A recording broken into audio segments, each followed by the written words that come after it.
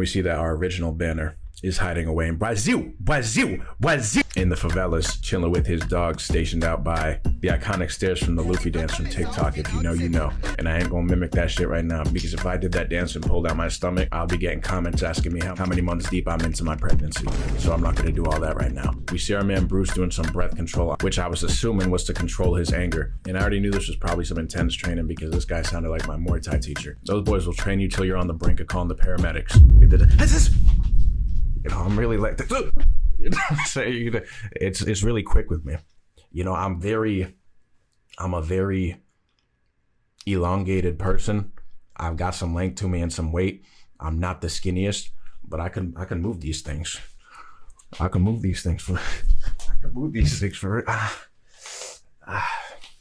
That's besides the point, though. We see them doing some breathing exercises to controlling his anger.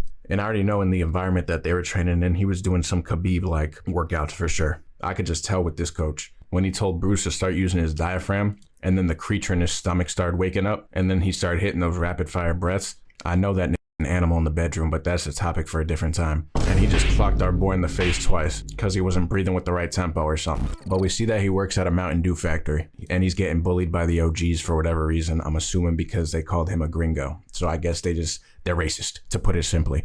And we see him pushing his little cart, and then we catch a glimpse of this Ian Shite kind of eyeballing him a little bit. And she was looking como se dice tentadora.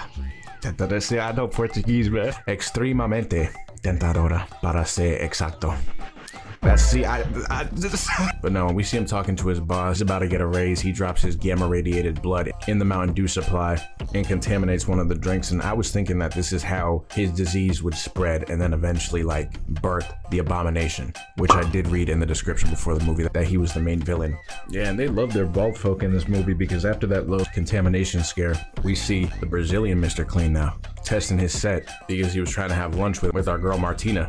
And these are the worst types of coworkers to have, man.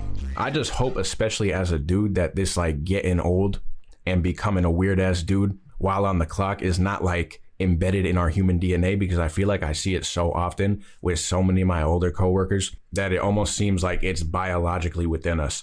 Because I don't know what it is with these older dudes. It's like they hit a mark, and it's like, I'm sure some of them may be like lonely, or they may not have a lot of people, so they like try to express themselves. But then there's like the other side of them too, where they're just straight up felonious.